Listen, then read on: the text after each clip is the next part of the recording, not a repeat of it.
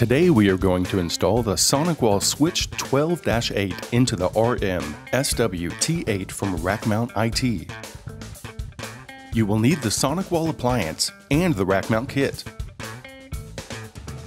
Let's open the box and see what's inside.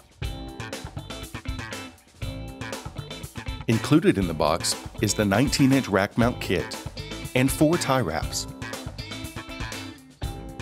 Place the appliance without the provided rubber feet backwards through the front opening of the rack and fix the appliance with the original bolt.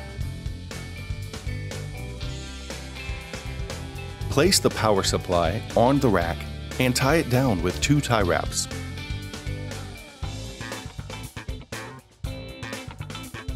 Tie the excess length of the power cable down with the 3rd and 4th tie wrap.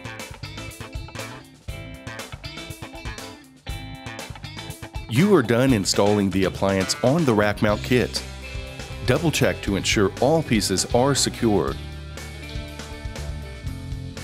Now we are ready to install the rack into a server cabinet. If you have any questions about Rackmount.IT products, visit us on the web at www.rackmount.it.